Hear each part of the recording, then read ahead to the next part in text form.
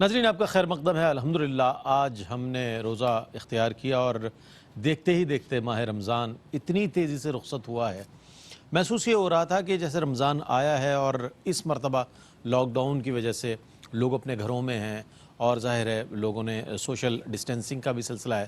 محسوس یہ ہو رہا تھا کہ اس رمضان میں بہت ایسا لگے گا کہ بہت اچھے طریقے سے ہم عبادت کر سکیں گے اور بڑے اہتمام کے ساتھ، لیکن ہوا وہی کہ ماہ رمضان آیا، پہلا عشرہ گزرا، دوسرا گزرا، تیسرا آیا، تیسرا بھی نصف گزار کر اور آج ہم 27ویں شب گزار کر روزہ اختیار کر چکے ہیں۔ اللہ رب کریم کا شکر ہے، فضل ہے کہ اس نے صحت، سلامتی، عافیت اور ایمان کے ساتھ یہ ماہ مبارک عطا فرمایا ہے، اور آج کی جو گزری ہوئی شب ہے یعنی کہ ممکنہ لیلۃ القدر ہے، اللہ تعالیٰ سے دعا ہے کہ جتنی عبادات کی گئی ہیں، جتنی دعائیں مانگی گئی ہیں، جتنی اللہ کی تسبیح و ثنا کی گئی ہے، ہدایہ درود پیش کیے گئے ہیں، اللہ رب کریم اپنی بارگاہ میں قبول فرمائے اور امت مسلمہ کو یکجا اور مستحکم فرمائے اور سربلندی عطا فرمائے امت مسلمہ کو، اور ہر قسم کی وبا سے، آفت سے، بلیات سے، دکھ سے، تکلیف سے محفوظ فرمائے، اور ایک بار پھر امت مسلمہ کو سربلندی عطا فرمائے اور بول بالا فرمائے۔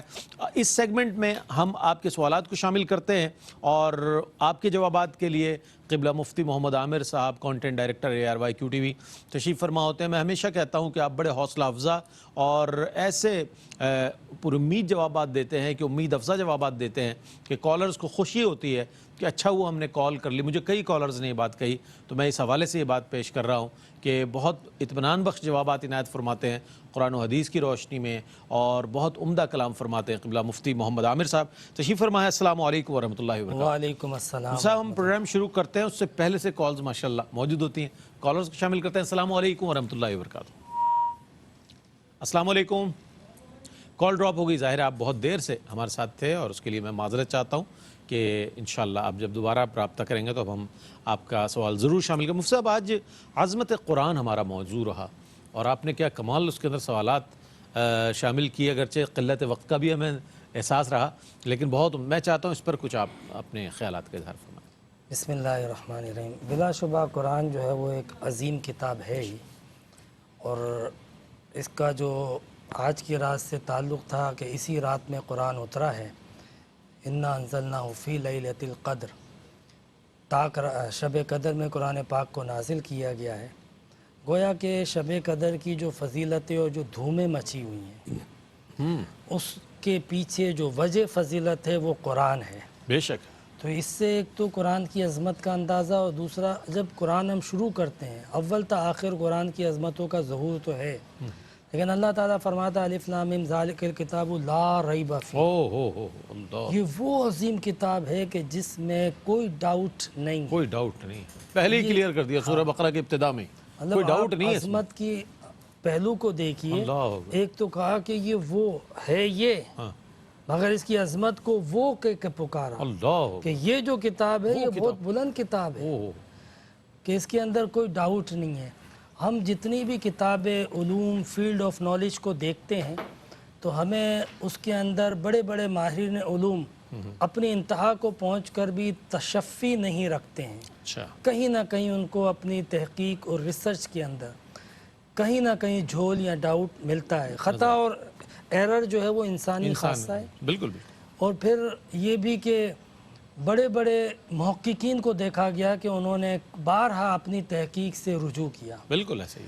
آج آپ سائنس کو دیکھ لیں، اتنی ترقی کے باوجود بھی مطلب سائنس فلسفے سے آگے بڑھتے ہوئے سائنس تک پہنچے، تو فلسفے میں جو باتیں تھیں، انسان کیا ہے، اس کی حقیقت کیا ہے، اس کی آغاز کیا ہے، اس کا اختتام کیا ہے، سائنس اس حوالے سے بات کرتی ہے، یہ فلسفہ۔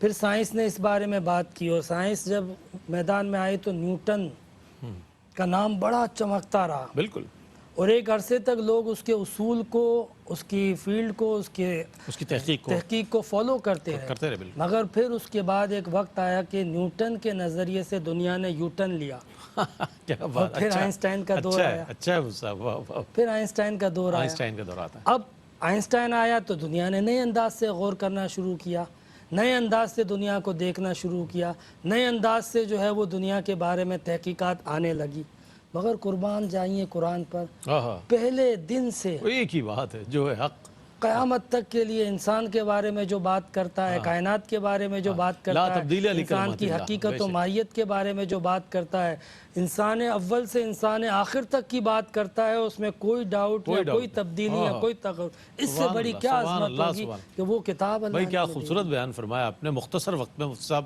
ہمیشہ ہی کمال کرتے ہیں. کالر کو شامل کرتے ہیں، اور وہ جو ویٹ کر رہی تھی کالر چترال سے خاتون تھی، میں ان کا سوال بھی شامل کروں گا، لیکن پہلے ان کو شامل کرتے ہیں. السلام علیکم. اچھا، صبا صاحبہ جنہوں نے چترال سے کال کی، مفتی صاحب ان کا سوال یہ تھا، مجھے بتایا گیا آڈیو سے، کہ ہم اگر بسم اللہ سے قرآن پڑھیں تو جو سجدے ہیں تو کیا وہ سجدے ادا کرنے ہوں گے جو آیا سجدہ آ جاتی ہے؟ آئے سجدہ تو آپ نے بسم اللہ نہ بھی پڑھی ہو تب بھی ادا کرنے پڑیں گے، اور بسم اللہ سے پڑھی تو آپ نے قرآن کا جو پڑھنے کا جو طریقہ تھا اس کو بھی اپنایا، اور سجدہ تو پھر بھی واجب رہے گا. تو قرآن پڑھنا نہیں آتا، وہ بسم اللہ کر کے قرآن اچھا یہ آپ جی کہہ جی رہے ہیں جی کہ صرف بسم اللہ پڑھتے ہیں، صرف بسم نہیں پھر سجدہ تلاوت واجب نہیں اللہ، ہوگا، سجدہ تلاوت واجب نہیں ہوگا. ٹھیک ہے. صرف بسم اللہ جو پڑھتے ہیں نا، تو بسم اللہ پڑھنے کی ان کو فضیلت و برکتیں ملتی رہیں گی، ٹھیک ہے، مگر یہ کہ آیت سجدہ ان پر واجب نہیں ہوگی. بہت اچھی بات ہے. اچھا ایک اور کالر ہے ہمارے ساتھ. السلام علیکم. وعلیکم السلام. جی فرمائیے. میرا یہ سوال ہے کہ میری والدہ 75 سال کی ہے، بہت ضعیف ہے، ان کا دل کا بائی پاس بھی ہوا ہوا ہے اور شوگر بھی ہوا ہوا ہے. ٹھیک ہے. تو وہ ابھی بھی روزے انہوں نے نہیں رکھے، آئندہ بھی نہیں رکھ سکیں گی. ٹھیک ہے. تو ان کا کیسے اور کیا فدیہ یا کفارہ دیا جائے گا؟ ٹھیک ہے ٹھیک ہے. اور کوئی سوال ہے آپ کا؟ بہت شکریہ. جی صاحب. جی ہاں بالکل، جس عمر میں ہیں تو اس عمر میں واقعی روزہ رکھنا تو دشوار ہے، تو ان کو چاہیے کہ وہ اپنے روزے کا فدیہ دے دیں، یہ خود دے دیں یا ان کی طرف سے، ان کی اولاد میں سے کوئی بھی دے دے، جو بھی دینا چاہے، بیٹا بیٹی، جیسے بہن نے پوچھا. تو ایک روزے کا فدیہ جو ہے یہی ہوتا ہے جو ایک صدقہ فطر ہوتا ہے، اس کی مقدار، ٹھیک ہے. یعنی 2.25 سیر آٹا، 2.25 سیر آٹا، اس کی قیمت یا اتنا آٹا تو وہ دے دیا جائے. تقریباً اس وقت جو ہے وہ 105 7-10 روپے بنتا ہے. ہاں 125 روپے کا، ہاں 105 ایسے ہی صحیح. ہاں تو اس حساب سے 30 روزوں کا فدیہ دے دیں گے. یہ ایک فدیے کی قیمت ایک ہے. فدیے. ویسے اس سال کے فدیے کی قیمت علماء کرام کی طرف سے بھی ایک فکس کر کے اناؤنس کر دی جائے گی. تو لاسٹ ایئر جو ہے وہ 100 روپے تھا، تو زیادہ سے زیادہ 125 کا سننے میں آیا مجھ سے. 125 کا. ہاں تو ٹھیک ہے، 125 مفتی کے منیر رحمان صاحب نے جو فگرز دیے ہیں وہ تو 125 کو 30 سے ملٹیپلائی کر دیں. ٹھیک ہے ٹھیک ٹھیک ہے. کالر ہے ہمارے ساتھ. السلام علیکم. وعلیکم السلام بھائی. السلام علیکم، کیا حال ہے مفتی صاحب؟ ٹھیک ٹھاک ہو؟ وعلیکم السلام. سوال بتائیے جی گا. میں بلا ناغہ دیکھتا ہوں جی، ڈیلی رمضان سے پہلے کا. اچھا ٹھیک ہے. میری بات یہ ہے کہ بار بار مجھے تھوک آتی ہے روزے میں، یہ نگلنی چاہیے یا نہیں؟ سونے کے ٹائم بھی، نماز پڑھنے کے ٹائم بھی. تو میں پوچھنا چاہتا ہوں کہ یہ نگلنی چاہیے اندر تاکہ یا کہ نہ؟ ٹھیک ہے، بہت شکریہ. پہلی بات تو میں شکریہ ادا کروں گا کہ آپ روزانہ کی بنیاد پر یہ پروگرام دیکھتے ہیں، پسند کرتے ہیں. بہت شکریہ، اور بڑے جذبے کے ساتھ شامل ہوتے ہیں آپ ہمیشہ. بہت شکریہ. اللہ سے دعا ہے کہ آپ سلامت رہیں. جی مصعب. جی ہاں نگل سکتے ہیں. تھوک جو ہے وہ اس سے روزہ نہیں ٹوٹتا ہے. اور بڑی مطلب اس گرمی کے موسم میں لوگوں کے حلق خشک ہو جاتے ہیں. تو یہ اللہ تعالیٰ اور کا ہیٹ اسٹروک کا بھی مفتی صاحب گاہے بگاہے سننے میں آ رہا ہے کہ ایک دو دن اس بعد سے روزہ نہیں ٹوٹتا ہے. جو منہ کے اندر گلینڈز ہوتے ہیں، رطوبت تری ہوتی ہے، تھوک ہوتی ہے، اگر وہ نکل لی تو. اچھا میں ضمناً ایک سوال شامل کر دوں، چونکہ موسم ایسا ہے ہیٹ اسٹروک کا بھی. سب اگر بار بار نہایا جائے حالت روزہ میں، یعنی کہ ظاہر ہے ٹھنڈک کا احساس ہوتا ہے، انسان تھوڑا ریلیکس ہو جاتا ہے، تو کیا اس سے بھی کوئی روزے کی روح مجروح ہوتی ہے یا نہا سکتا ہے؟ اور کتنی بار اگر ہم ایسا کریں تو بھی روزے پر فرق نہیں پڑتا؟ ہاں دیکھیں، روزہ جو ہے وہ نہانے سے تو کبھی نہیں ٹوٹے گا. ٹھیک ہے، چاہے جتنی بار نہا لے. جتنی بار بھی نہا لے. ٹھیک ہے. البتہ جن ممالک کے اندر، علاقوں کے اندر پانی کی قلت ہے، وہ ذرا خیال کر لیں کہ روزہ تو بچا لیں لیکن لوگوں پانی کی نہ ختم ہو جائے. پینے کے لیے نہ بچے. صحیح ٹھیک ہے، بہت اچھی تو بات ہے. نہانے کا کوئی مسئلہ نہیں. ٹھیک ہے. اچھا کالر ہے ہمارے ساتھ. السلام علیکم. السلام علیکم. وعلیکم السلام. جی فرمائیے. السلام علیکم. وعلیکم السلام. اب جی جلدی آپ کو آواز آ رہی ہے؟ جی مجھے آ رہی ہے. آپ سوال بتائیے. جی جی، میرا پہلا سوال ہے کہ میں نے قرآن پاک مکمل کیا ہے. ماشاء اللہ. تو مجھے یہ پوچھنا تھا کہ میں 14 سجدے ہیں قرآن پاک کے. تو میں ایک ایک کر کے میں نہیں دے سکتی، تو میں ایک ساتھ دے سکتی ہوں وہ سجدے؟ ٹھیک ہے.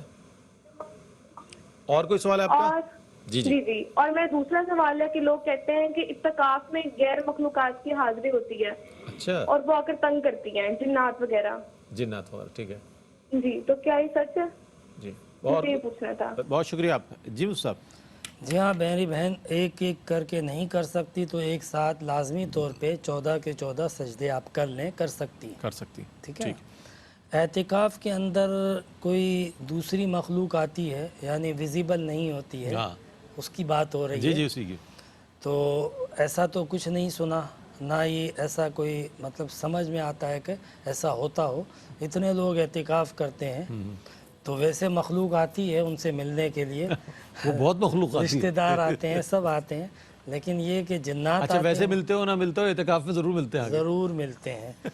तो जिन्नात एतिकाफ़ में आते हैं, एतिकाफ़ का जिन्नात का कोई ताल्लुक़ रिश्तेदारी नहीं है। नहीं है, ठीक है। ज़रा ये इस बात को ज़हन नशीन कर लीजिए कि जो मुफ्ती साहब ने बताया। हमारे साथ कॉलर हैं, अस्सलाम वालेकुम। वालेकुम सलाम। जी फरमाइए।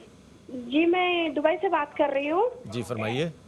मैं इंडिया में कुछ प्रॉपर्टी है मेरी, जी। मैं अपने भाई की जिम्मेदारी करी हूँ सब कुछ। अच्छा। तो वो उसके किराए वगैरह वही लेता है, लेकिन तकरीबन अभी 5-6 साल से मुझे कुछ हिसाब नहीं दिए वो। ठीक है। तो तकरीबन एक दफा हिसाब पूछे तो वो मुझे बताए थे सिर्फ दुकान के पैसे 8 लाख हैं और बाकी दूसरे भी पैसे हैं जी तकरीबन 10-15 लाख। तो मेरे को उसकी ज़कात देना जरूरी है? ठीक है, मेरे हाथ में नहीं है कुछ पैसे, वो अभी तक पहुंचे नहीं है। ठीक है, बहुत शुक्रिया आपका। जी मुफ्ती साहब। जी हाँ, बिल्कुल उनको इसकी ज़कात देना ज़रूरी है। अच्छा, अभी तो हाथ में भी नहीं है उनके, सिर्फ अभी। हाँ, एक ये कि ज़कात उस पर वाजिब फ़र्ज़ हुई कि नहीं हुई तो हो गई। अच्छा, अदायगी कब वाजिब है? जब इनके पास वो जब रकम इनके हाथ में पहुंच आ जाएगा जाएगी, पैसे। ठीक है ना। अच्छा। और ये भी हिसाब कर लें कि इनके पास ये रकम, ये किराया, ये कह रही है कितने माह से? तकरीबन तो 6 माह से था, 5-6 6 माह से। जी 6 माह से। जी जी। हाँ, साल घूमना ज़रूरी होता है। अच्छा, तो अगर इनके पास जो है वो इस रकम में कुछ रकम पहले से मौजूद थी, या सिर्फ 6 माह से ही शुरू हुआ है ये सिलसिला, जैसा कि भाई ने बहन ने बताया कि बहुत पहले से चल रहा है, 5-6 सालों से। तो जाहिर सी बात है कि फिर इस मुनाफे को लेते लेते इनको साल तो हो गया है, तो लिहाजा इनके ऊपर इसकी ज़कात है, ज़कात है। अदायगी इनके ऊपर फ़िलहाल वाजिब नहीं है, जब केश आ जाए तो ज़कात की अदायगी करनी पड़ेगी। अच्छा, ठीक है। एक और कॉलर है हमारे साथ, अस्सलाम वालेकुम। जी जी फरमाइए। अस्सलाम वालेकुम। वालेकुम अस्सलाम। जी फरमाइए। सर रमजान मुबारक को सबसे पहले तो शुक्रिया जनाब, जज़ाकल्लाह। फरमाइए। हाँ। सर मेरा मुझसे से एक ये सवाल है कि बहुत दफा ये ऐसा ख्याल आता है कि बहुत सारे अहकामात हैं, जैसे कि उलमा साहब फरमाते हैं कि अगर ये अमल कर लिया जाए, एक आदमी अगर ऐसा अमल करता है तो उसके ऊपर जो है दोज़ख की आग हराम हो जाती है। ठीक है। फिर उसी जगह पे एक और कुछ अहकामात से आ जाता है कि जो आदमी ये काम करेगा तो वो जन्नत में दाखिल नहीं हो सकता।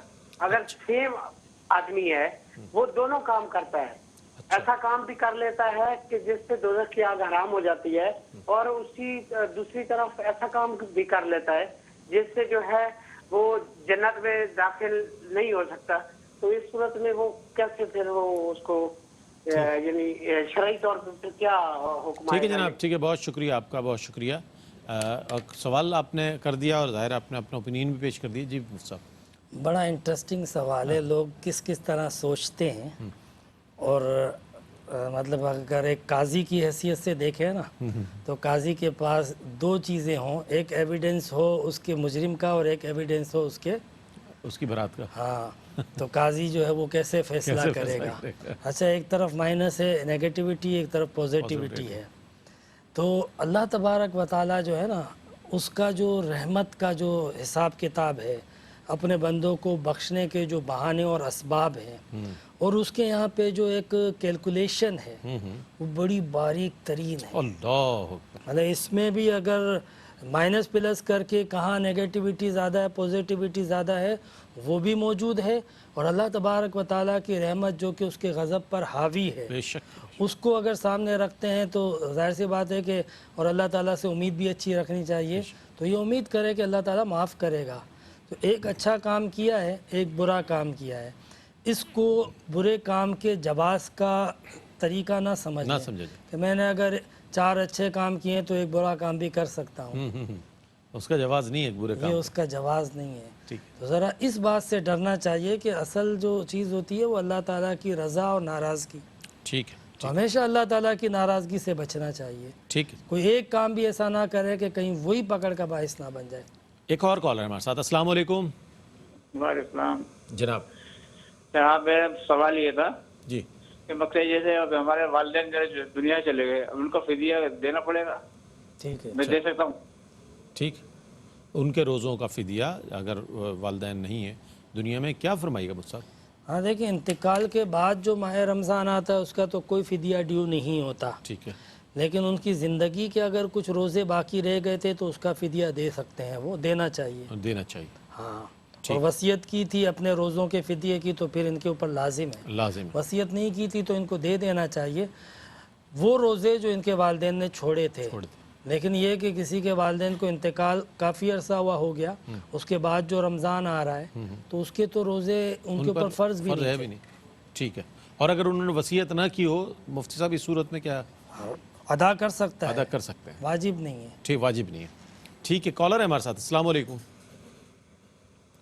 अस्सलाम वालेकुम। अस्सलाम वालेकुम। जी जी, जनाब अब मैंने सवाल बता दी। नहीं, आप अब बताएं। वालेकुम अस्सलाम। जी सवाल बताइए। जनाब, मेरा सवाल ये है जी आवाज़ आ रही है जनाब आपकी? आवाज मेरे सवाल ये है कि कुरान करीम के जो नुस्खे ज़ईफ हो जाते हैं उनको क्या किया जाए, दफनाया जाए या पानी में बहाया जाए? और दूसरा सवाल ये है कि धूप से गर्म पानी से वुज़ू या गुस्ल हो सकता है? ठीक है, ठीक है जनाब, बहुत शुक्रिया। जी मुफ्ती, जी उनको बहा दिया जाए, कुरान हो या मुक़द्दस औराक हो, जी उनको समंदर बुर्द कर दिया जाए, समंदर बुर्द कर दिया जाए, अच्छा तो ये ज़्यादा अफजल है, ज़्यादा बेहतर है, ज़्यादा मुनासिब है। ठीक है। और धूप से जो गर्म पानी हो जाता है तो उससे वज़ू करना जायज़ है, लेकिन मना किया गया है। अच्छा अच्छा हाँ, उससे बीमारियों का अंदेशा होता है, अच्छा अच्छा तो सख्ती से मना किया गया है कि जो पानी धूप से गर्म हो जाए उसको जिस्म पे डालने से मुख्तलिफ अमराज जो है वो पैदा हो सकते हैं। लेकिन आमतौर पर ये होता है मुफ्ती साहब, चूँकि टैंक्स जो हैं वो टॉप फ्लोर पर होते हैं तो वहाँ पर धूप से तो वो बिल्कुल गर्म हो जाती है, ख्वाह वो टंकी जो है वो सीमेंट की हो या दीगर किसी उसकी मटेरियल की, तो वो पाइप में जो पानी आ रहा है वो भी गर्म आ रहा है, तो लामहला। और गर्मियों के मौसम में तो काफ़ी देर तक वो पानी जो है आता रहता है, तो ऐसी सूरत में वज़ू करना उसके हवाले से चूँकि हाँ देखें, एक तो अपनी तबीयत का ख्याल करते हुए आप अपने उन टैंक्स को आप किसी से भी मशवरा करेंगे ना तो उसके ऊपर जो है वो डामर या कोई चीज़ लगाई जा सकती है जिससे वो गर्मी से बच सकते हैं। अच्छा, दूसरा ये है कि मैंने कहा जायज़ तो है, जायज़ तो लेकिन मसला ये है कि उससे बीमारी का अंदेशा है। ये नहीं है कि वज़ू नहीं होगा, पानी बहा दिया जाए अगर पहले थोड़ा पानी बहा दें इससे बचने के लिए तो वो इसराफ नहीं कहलाएगा, ये और उसके बाद फिर ठंडा आना शुरू हो जाता है। ठीक है। एक और कॉलर है। अस्सलाम वालेकुम। वालेकुम सलाम, शाहिद बात कर रहा हूँ मैं दुबई से। जनाब शाहिद साहब। जी जी, मैंने मन्नत मानी थी, बच्ची थी मेरी बीमार, अच्छा, तो उसकी मैंने मन्नत मानी थी कि मैं 50 रकात नमाज पढ़ूंगा, उसकी नीयत कैसे करेंगे हम? ठीक है जनाब, बहुत शुक्रिया। जी सब मन्नत की नमाज की नीयत के लिए क्या हुक्म है? फिर मैं नियत करता हूँ 2 रकात नफिल की सूरत वास्ते अल्लाह ताला की, ठीक ये नियत करेंगे। ठीक।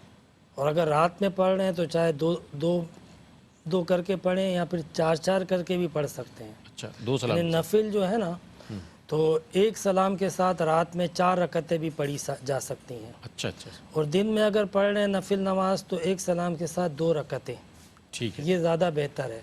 नियत नफिल की करेंगे, ठीक है, तो वो जो इनकी मन्नत थी ना उसके नवाफिल जो है वो पूरे हो जाएंगे।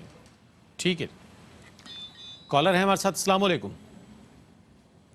कॉल ड्रॉप हो रही है, आज कुछ हमारे मवासलाती निज़ाम में कुछ डिस्टर्बेंस है मेरा ख्याल है, तो आज इस हवाले से कुछ आवाज़ भी लेट आ रही है। और कॉलर हमारे साथ कॉलर एक और आ गए हैं। अस्सलाम वालेकुम।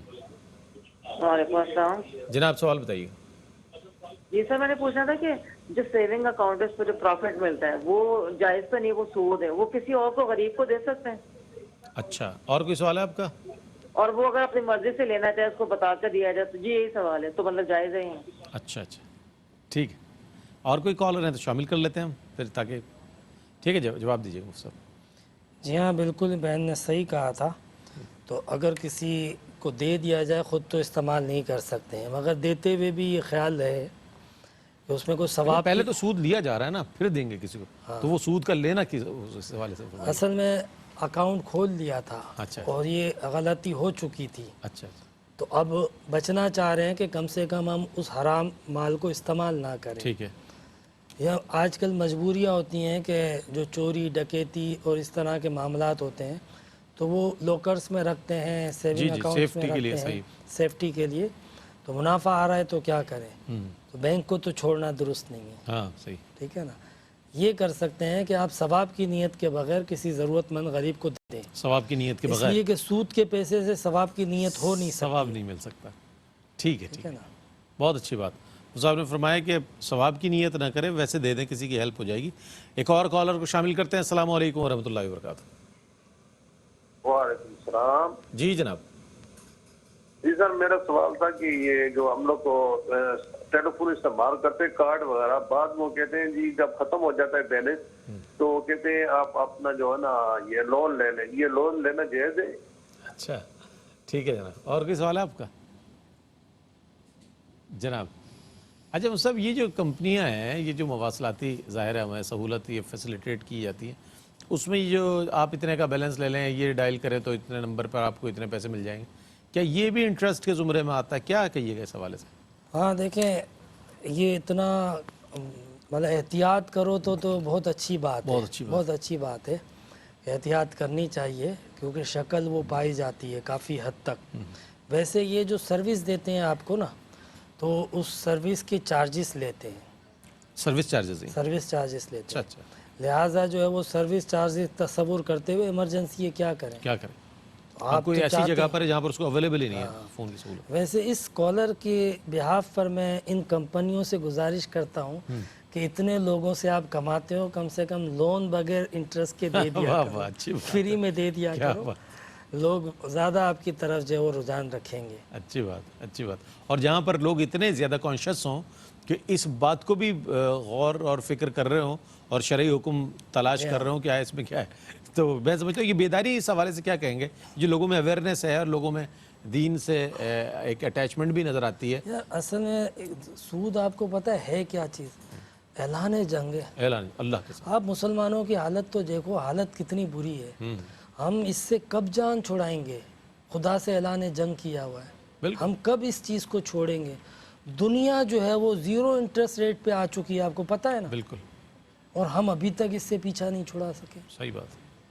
دنیا اس سے پیچھا چھڑا رہی ہے. اب اس کے نقصانات، اس کی تباہیاں دیکھ چکی ہیں. بالکل بالکل. مطلب معیشت کا بیڑا غرق ہو جاتا ہے. بالکل. لیکن ہم اس سے پھر بھی نہیں باز آتے ہیں. تو ہمیں مطلب اس چیز کو غور کرنا چاہیے اور اس چیز سے بچنا چاہیے کہ آیا ہم کس طریقے سے سرمایہ کاری کریں کہ جس سے جو ہے وہ معیشت کو فروغ بھی ملے.